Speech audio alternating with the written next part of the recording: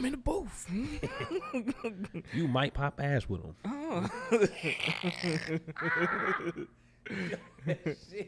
You know nothing about that. Oh, man. He said, I'm raising my son. You don't know nothing about that. Teaching him how to pray, how to consider what God considers. You don't know nothing about that. That right there. Oh, I was like, yeah, he's cooked, I said, bro. yeah, he don't know nothing about that. He don't. You see, bro, we saw his son for 6 months. And then he disappeared again. It's like, yep, this nigga's a terrible dad. This nigga parenting. I swear, bro.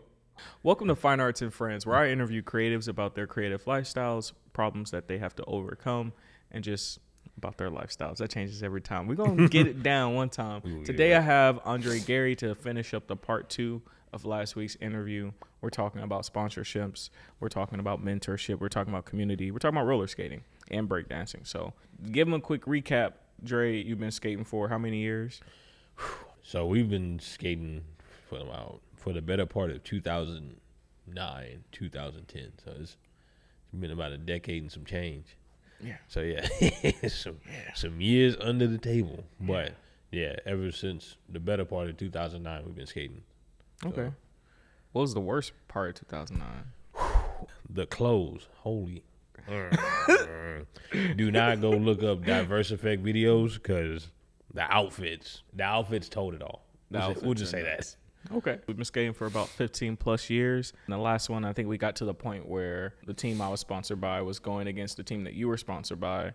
And then moving forward, not too long after that, you ended up being sponsored by the same. We ended up being sponsored by the same teams. Yeah. I got on your team and you got on my team, which is nuts. They had put Dimps on Counterfeit. Well, some of Counterfeit got picked up by Vanilla after that battle because Rydell kind of like had a little fallout moment, kind of where I guess things didn't align. So we had just got our pair of skates from Rydell. We did the battle, things went cool, and then maybe about 5-6 months after that, we didn't hear from Rydell again. So at that time, Vanilla was still picking up people. So they picked me. I think they picked up Elijah, and then 2 others from Counterfeit to put them on Vanilla. And then we became the next Vanilla Flow team members, which is where me and Daryl finally got the team up on the sponsor, which is cool. Yeah, and that was cool. Back then, it was life-changing for us because that was like, that was one of the goals we wanted to also be sponsored, but we also wanted to be sponsored together. So that was like one of the goals that we had when we first set upon to do this. Mm-hmm. What would you say was your experience? Because we talk about your experience with sponsorships prior to this. Since that moment you've been put on Vanilla to now you're on, you went from Vanilla Flow, now you're Vanilla Pro. You done went from Vanilla Flow to Vanilla AM to Vanilla Pro. Now that you're Pro, what has been the difference in the sponsorships? One of the biggest differences is the mindset, right? Because growing up, you kind of like grow into skating. You're kind of like just a new kid. You just want to skate all day. You just want to be there, be at the events, having fun with friends. You just want to like go out and skate.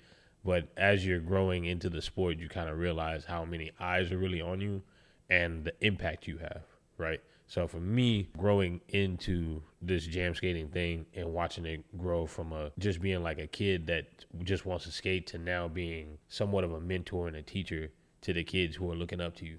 Because they always come up, they always have questions. It's like, oh, you're so good, dude. We watch your videos all the time. What does it take? Like, how'd you get sponsored and things like that? So just a mindset for me to always be available for the next gen and being that mentor to them as being a pro member of the Vanilla team. Because, again, you're not just representing yourself, you're representing the brand. And with that brand comes your name. So this is Andre Gary from Vanilla Pro.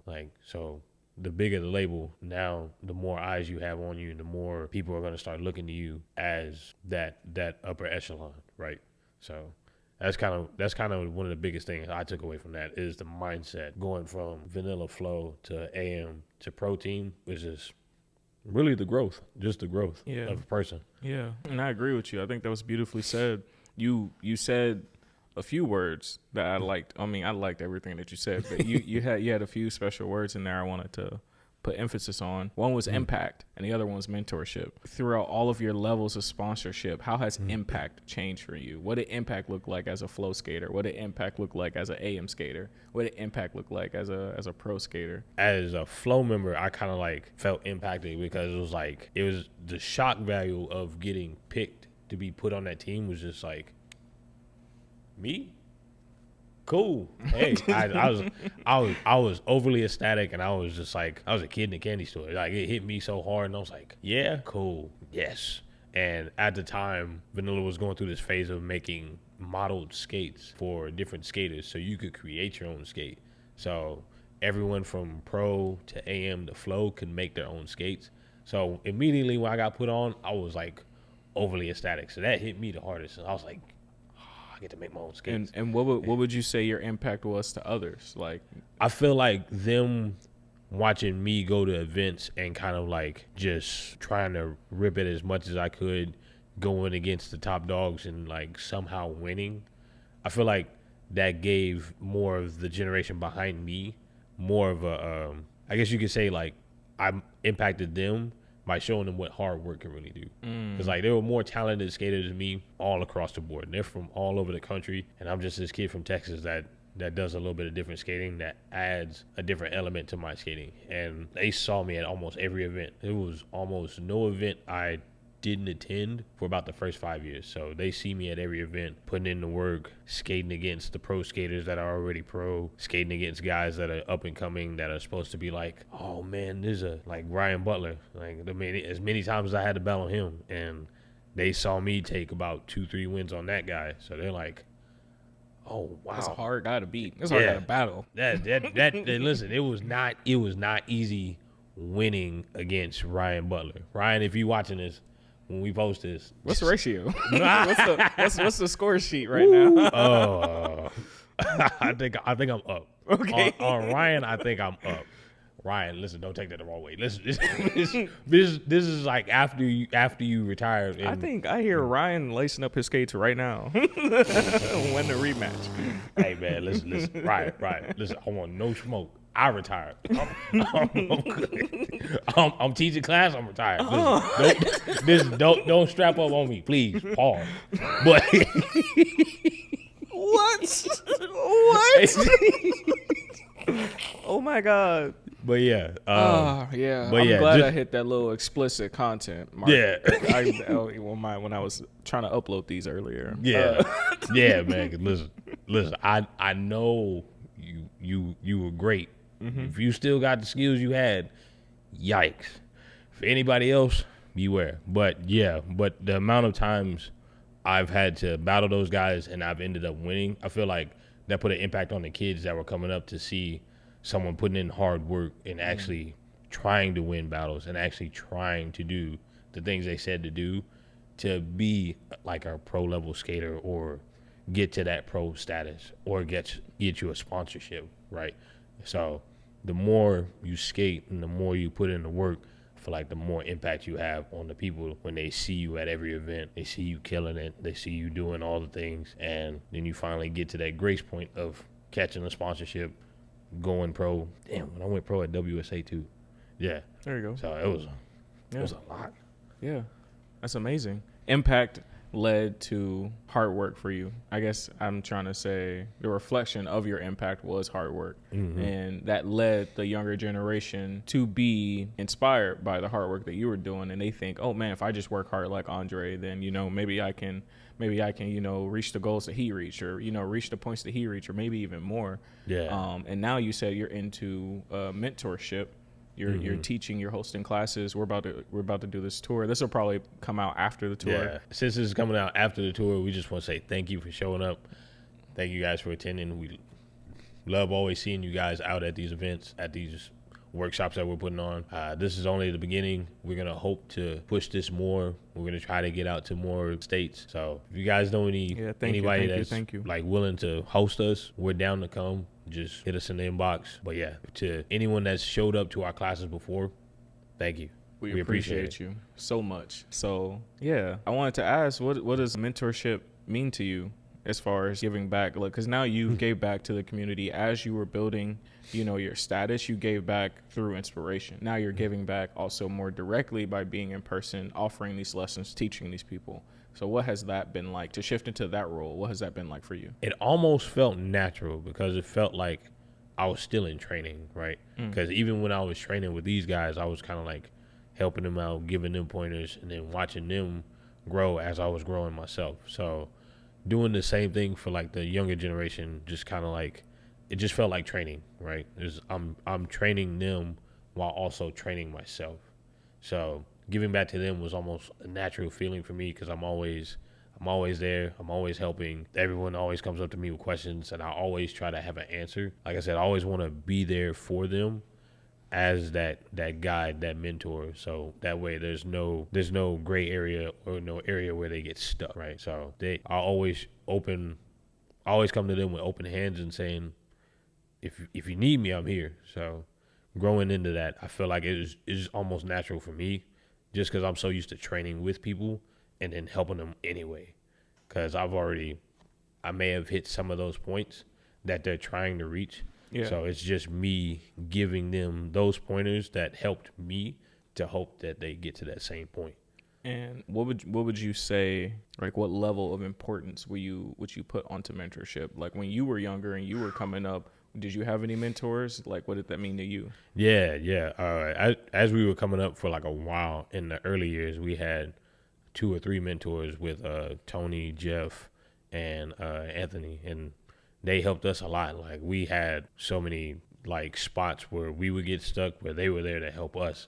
So I feel like that's always important to have someone that's been doing it for a while and they know where you're trying to get to. Having them there to kind of like be that extra push that you need, that kind of like push you ahead and then get you where you're trying to go. So for me, I feel it's always important because it's always good to have someone in your corner that sees your vision and is trying to help you get to where you're trying to get to. Yeah. Yeah, 100%. I agree with you. It is important to have that. It's important to have peers, if you can, around you, like a community that you can train with, bounce ideas off of. But it's also important to have that next level of someone who has reached those levels and someone who could be like, hey, someone that could just provide, feedback, provide provision, provide, guidance in some sort of way. And now we're in the roles where we're trying to take that on the road. We've took it on the road by the time this comes out. Thank you once again for doing the thing. We appreciate you. Thank you guys. So yeah, I want to shift kind of more into also like the breakdancing as well, because you teach not only with skating, which has been mostly what we've been talking about, but you also teach breaking. Yeah. What has that been like? Because I know they're similar, but they're completely different. Yeah, there's similarities and there's differences. But with breakdancing, I feel I get more excited watching the little kids I teach. So right now I teach kids from ages like 5 to about 14. Where do you teach at? So I teach at Danzversity, and then I also teach at the Recreation Center and also at a spot called Austin Gymnastics. Okay. So if you're ever in town, hit me up. So I teach, so right now I'm teaching the kids all the way to the teenagers, and then I feel like I get more excited watching them grow because as they're growing in it, you kind of like giving them history on breaking and kind of like giving them the backstory, introducing them to new music, kind of like giving them an ear and an eye for what they should be looking for and what they can exceed to. So I always try to teach them from like the ground up and then give them the more difficult challenges as they grow along with it, because they'll see it and then they'll want to go for it. But for most of my students that I've had already, they kind of understand that, okay, I need to do this before I get this. And watching them go through that process and grow into their own dancer, it gives me such joy watching them enjoy the things that I've enjoyed, which is why I continue to teach, because watching them come into something that I love and I do on a daily, and watching them grow into their own person as far as a dancer and then also as a person outside of dance or outside of skating. It's the best feeling in the world to me. Yeah, I think that's wonderful, man. So it's like I'm just putting together your whole, like the whole story of you being a person who is very interested in dance, you know, you also being someone who was hungry, you know, you wanted to battle all the kids that were around. That went into the cypher, that went into your breakdance, that went into your skating, and that hard work and dedication led to you being sponsored. And even though the passion of all of it led you to teach and share what you know, and it's the fact that you care so much. It's also why you're so invested with who you're teaching and watching their skills blossom. You know, I think that's wonderful. I was going somewhere with that. I really was. Going somewhere with that. I really was. And then it just left me. Yeah. I think it's a wonderful thing. I remember now. Not only have you done all of those things and you are continuously teaching, now it seems like you're also facilitating events. Right? Like you're helping throw breakdancing events in Austin. Yep. What has that been from at first, because we talked about it last time, like first you were even a little nervous to even like participate fully. You would go and watch. Yeah. Now you're throwing them. You know, like that's crazy. That's a crazy jump from there to there. So yeah, exactly. What has it been like? It's been different because like looking at it from the dancer side versus the like event organizer or the planner or like the main guy throwing the events and kind of like putting this on for like the city. It's been like a whole different thing because it's like you go from, okay, I'm gonna go compete versus, okay, I want to put this on for the city to give them something to look forward to. So having those two different sides kind of gives you a perspective on what you should be doing for that event. And again, I love the community, so I always want them to be involved, and I always want them to feel engaged, feel involved when they can't go out of state to like all these bigger jams and bigger things, right? So you try to do your best to invest in the community by giving them something to look forward to. So when we throw events here, we won't really put a name on it, but we'll give them something to kind of reach for, right? Especially when teaching, it's like when you tell kids, it's like, okay, so there's a battle coming, and this and that, and it's out of state. Kind of get discouraged. But when it's in the backyard, oh snap, okay, now I have to go so far, so now I can be there. Cool. So I feel like having that in your backyard kind of gives you a little more hunger and a little more drive to kind of like get better. So same drive that I had, I want to give back to them. So I'm making it easier for them to get involved as far as staying home, to get them ready for the moments when they get to go out of state and they get to compete elsewhere. So yeah, I think that's great, man. You're literally creating the accessibility for people to, you know, not only aim for something higher, but it's something they can strive for. Like, I think it's so important to have that in any community that you're a part of, to, you know, have something that's literally like, oh, I could get sponsored by this company, or I can go to this jam and battle, and it's here. You know, it's reachable. Yeah. And I think if there's nothing that is reachable for people, I think people lose interest. So I think it's dope that you're creating that for your own city. Yeah, man. Just like you want to create the space, right? So the same space that they see online, you kind of want to give them that feeling here. Even though it might not be on the grand scale as what you see online, it's still something that's for them by someone that they can see themselves in, right? As you teaching, you're kind of like passing a little bit of yourself onto those people. So you kind of want to give them that same feeling that you felt. So making it more accessible, more easy, and giving it to them in a scale that they can understand and that they can also reach for. Yeah, right. I think that's great. I think that pretty much wraps up everything I had to ask you based on community and based on, you know, throwing the events, being that hungry kid, that hungry kid to, you know, hosting events. I'm just curious, you know, this could just be a story we share for the people, just as far as like entertainment value. What story would you like for us to go in on?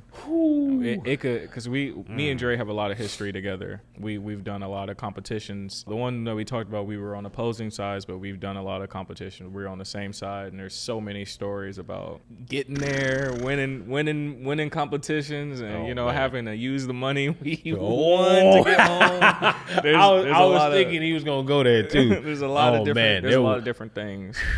Yeah, growing up being like a hungry kid and kind of like being a young kid in the game. Oh my gosh. You just like trying to win money that you like already spent getting there. You got to spend something to get back. Yeah, that's how hungry we really were. So it was like, it wasn't even just like the hunger to win. It was just like the hunger to participate. Yeah. Like it was, yes, like jam skating competitions go crazy. You go into any hotel room, it's probably some people even sleeping on the floor, you know? Yeah. Which is We've had to do it before. It's like, you did what you had to do to get there. It didn't matter what you had to go through. It was like, I'm gonna get on this flight. I'm gonna get there. Look, if you got space on the floor, let me get there. Because I'm trying to compete. I'm trying to win. There was this one time in particular where it was kind of last minute. I was in college. I had a whole college phase, which is great. I'm happy for my degree. I don't know why I said it like it was just. He said it like it was like, when I went to college, I had like some mental health issues. I ended up getting injured, so like I kind of took a step back from skating, and I focused more on art. But throughout that, I would try to pop out to events because I was still passionate about the sport, and I was passionate about, you know, the crazy stuff that people would do. So I wanted to see it. And it was also a break from school and a break from all that stuff. So I was like, I got to get back to skating. I'm going to go to this event. And there was this one event in Utah where he flew. He told me he was going. I was like, man, I've never been to Utah. I really want to go. And I had no financial plans to make this trip happen, but I made it. He just said, you know what? I said, I'm going to drive there.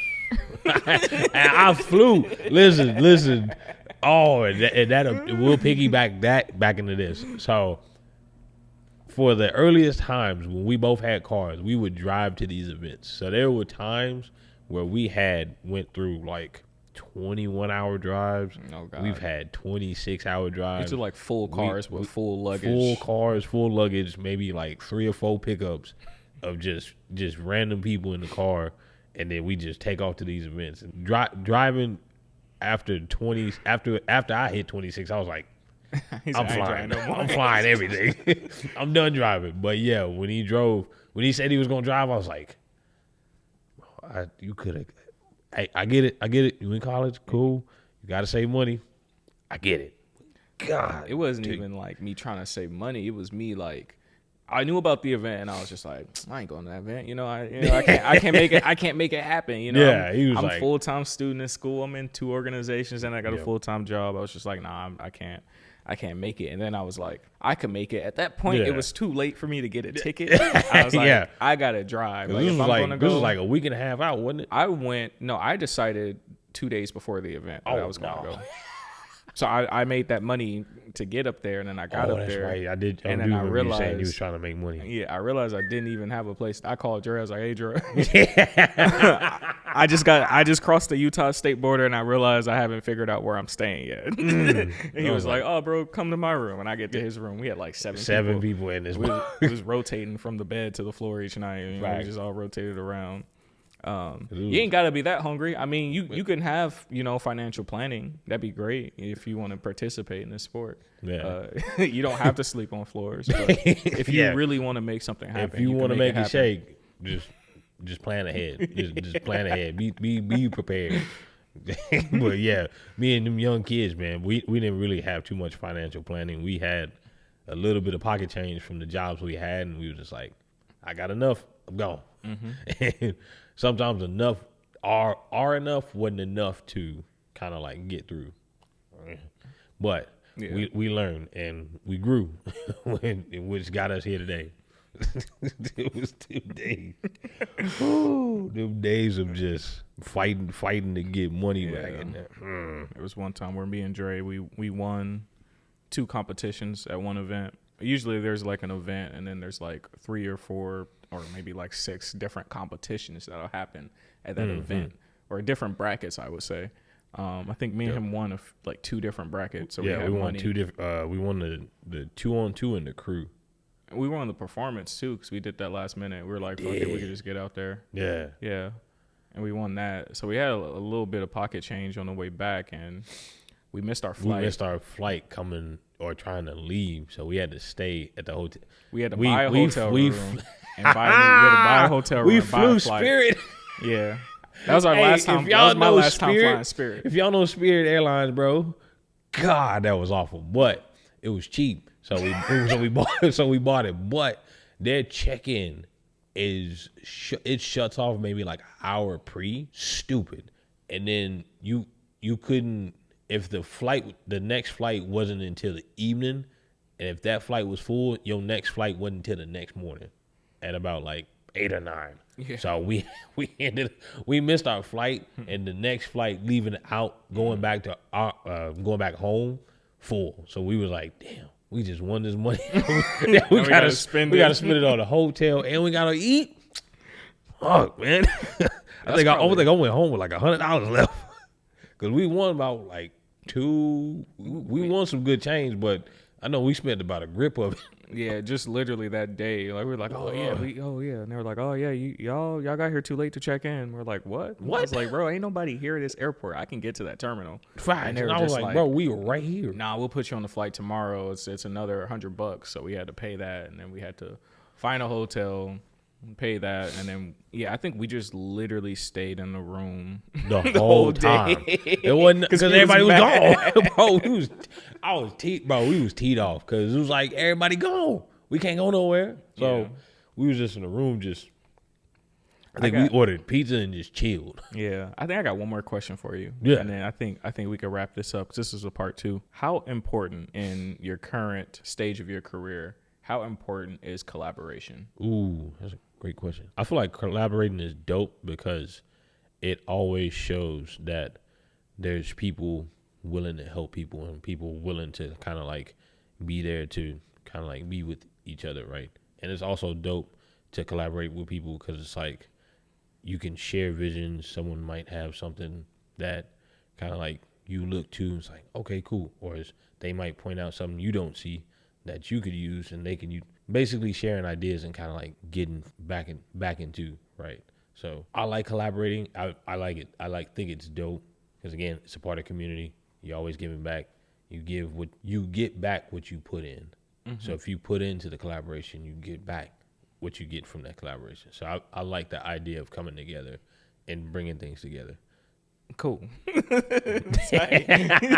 was like throwing up hand signs. I was trying to check the time, just making sure we're straight. But yeah, man, I want to say thank you for coming out and being on this show. Appreciate Not you, once, but twice. Yeah, that's crazy. You were like a fill-in guest because my original guest couldn't make it, and then we done went 2 episodes long. Man, I'd had to be a fill-in and got 2 episodes. There you go. Tough. There you go. That's how impactful he is. It's all about impact, and he's that impactful where he deserves both episodes. Hey, he deserves more than that, honestly. But hey, man, I just be out here rolling around. You know what I'm saying? This man Dre said, "Hold up, can you put the camera on me?" This man said, "I'm a degular guy." Hey, man, look. If y'all know me today, my main thing is like I'll be.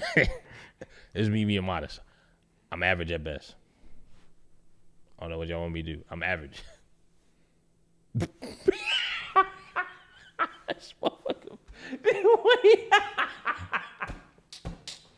I done seen this man do a head spin on skates, and he blew up to a 90. So this man was spinning on his head with the power of one arm and his legs. Shot up to one hand to a one handstand, and was still spinning on that thing. Average at best. I don't know who you know that's above average, but they got to be extraordinary. Thank you again for coming out here, my man. I appreciate you, man. Thank y'all again for watching. If you participated on the tour we just went on, we appreciate you so much. Thank y'all for coming out. There is more to come. If you are interested, please DM myself or Dre if you would like to let them know where they can reach you. Yeah, on Instagram at bboyjustdre_SC. Find me on Facebook at Andre Gary. And then you can just also find us on the Vanilla page too. We'll also see the responses there. So if you guys hit us up there, we'll also be able to respond. Yep, sounds good. And yeah, if y'all have anything y'all would like to see more in the show, any suggestions, any comments, any questions, you can comment something that you liked about the show in the comments if it's on a platform or comments. If not, also just DM me if you have any questions. I'll be available. You can get at me at the Fine Arts and Friends Instagram page or the YouTube page. Yeah, so comment, subscribe, like, share, all those things. I should have been saying all the other episodes. Shout out to Vanilla, Counterfeit, KEF. That's not me. I can't Toast. do that one. I can do that one. Ice Skate. There we go. And everybody else. Appreciate y'all. And Black Texas. Black Texas. Remember that.